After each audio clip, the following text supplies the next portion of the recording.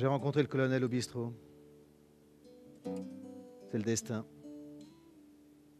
Il y en a qui croient qu'on décide de tout. Moi, je sais que c'est pas vrai. Pour ma part, j'ai jamais vraiment décidé de rien. La vie, elle m'a mis là sans raison particulière. J'ai vécu parce qu'il fallait bien. Fallait bosser, j'ai bossé, il n'y avait plus de boulot. J'ai arrêté, c'est comme ça. Je me suis jamais posé de questions. La fatalité. Moi, j'étais là pour me guérir du chômage. Je buvais un peu. En fait, je cherchais surtout de la compagnie. C'est pas marrant de rien foutre. On s'emmerde. Puis j'ai rencontré le colonel. Il y a de ces miracles qui vous sauvent la vie. Si je l'avais pas croisé, je ne me serais pas éveillé à la vraie vie. Je serais resté à moitié brumeux, un fantôme parmi les fantômes. C'est comme ça la vie. Ça commence mal, puis on se ratatine. Le colonel, il a craqué l'allumette. Je me suis mis à briller comme un réverbère. C'est une histoire de paumés, oui, de types qui sont en rupture de banc avec la société. Il y en a un qui prépare les Jeux Olympiques en buvant de la bière, l'autre qui passe son temps à raconter des histoires insensées, l'autre qui est au chômage. Il y en a un qui est aveugle, donc il y a un handicapé. Et donc des gens qui n'ont pas été spécialement bien accueillis, bien dotés par la société.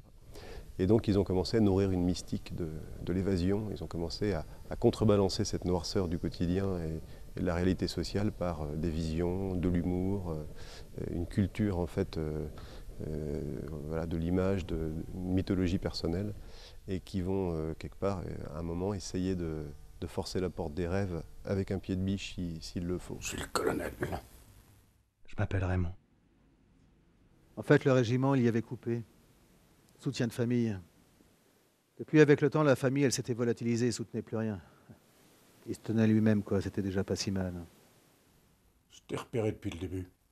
Des gars comme toi, je vois tout de suite de quel bois ils sont faits. T'es pas une mauviette, mon garçon. Il avait du nez, le colonel. Pas une mauviette, c'est sûr. J'allais pas dire le contraire. Mais j'avais rien non plus d'un dur à cuire. Quand je rentrais chez moi par les quais, que je croisais une bande de marins éméchés qui se foutaient de ma gueule, je me renfonçais dans mon blouson. T'es pas du genre solaire à coller des pains pour des détails. Pas une mauviette, c'est sûr. J'avais envie de raconter une histoire qui soit appuyée par l'image. L'image et la musique en même temps. Et on voit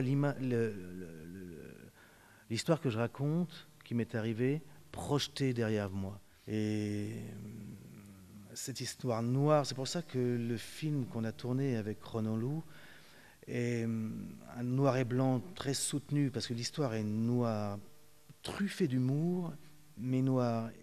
Le lendemain soir, le colonel regardait sa montre. Il ne s'agissait pas de commencer trop tôt. Fallait le happer. Fallait qu'il se sente aimé, le con. On l'a attendu un peu, puis il n'est pas venu. Ça nous a tous coupé la chic. Peut-être qu'on venait de louper le coche. On est resté prostré un moment à se demander si le destin ne nous avait pas fait une farce. Ah, l'inconséquent. Le manque de respect. L'outrecuidance du bonhomme. Restons calmes. Calmons-nous. Discipline, les gars. C'est pas parce que nos plans sont contrariés que l'on doit se laisser aller à la mollesse. Méthode. Méthode. Méthode. Ça voulait dire qu'il allait commencer à causer. On a retenu notre souffle, il s'est suspendu un moment comme un fakir qui va poser ses fesses sur le tapis de clous, et soudain, au moment où il allait ouvrir la bouche... Désolé pour le retard. On l'a entendu. J'espère que je n'ai rien loupé. La voix fluette du nabab qui pépiait presque. On lui a jeté un tel regard qu'il s'est presque relevé. Mais on a fondu bien vite nos visages de gras sourires, et il s'est senti aimé. Pour un peu, on lui ouvrait les bras. On le choyait, on le roulait en boule et on le dorlotait jusqu'à ce que mort s'en suive. Dans les yeux de René, je voyais la rage qui enflait. Le type, il aurait dû deviner. Il pouvait encore faire marche arrière. Mais il avait beau voir beaucoup mieux que Gabji, il sentait rien. Il ne voyait pas se tramer autour de lui le complot oriental qu'on tissait comme des araignées. Le porto, il le sifflait comme on joue de la flûte à bec. Il soupirait après chaque goulet. Ah, il était mignon, l'ahuri. Et nous, on bouillait autour. On rêvait de le serrer dans un coin et de lui faire la peau.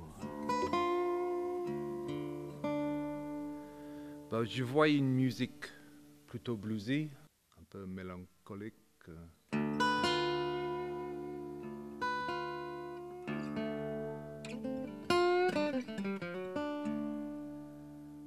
Donc j'ai essayé de faire dans la musique ça aussi.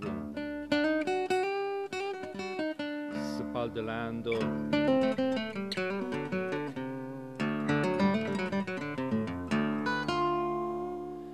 Et la mer, bon, c'est un côté celte.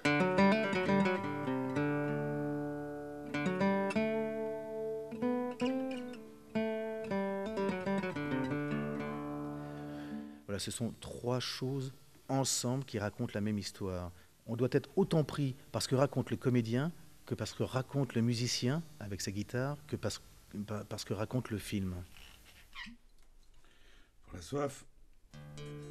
C'était le nabab, l'ultime calife. On lui déroulait le tapis rouge. Et ce qu'il ne savait pas, c'est que ça ressemblait plutôt au rituel d'avant l'exécution. Le dernier godet, l'ultime cigarette, et hop, la fête est finie. Non, je le jure, on voulait pas le tuer, le type. On voulait juste le délester de son oseille et puis plus le voir. Qu'il disparaisse. C'était pas un cadeau. On a les victimes qu'on a. C'est pas nous qui décidons, je l'ai déjà dit. Pourquoi ce type? Parce que c'est comme ça et puis c'est tout. Il y avait rien à trouver là-dedans. Nos routes, elles se sont croisées comme on fait un nœud. Le destin s'attisse au hasard.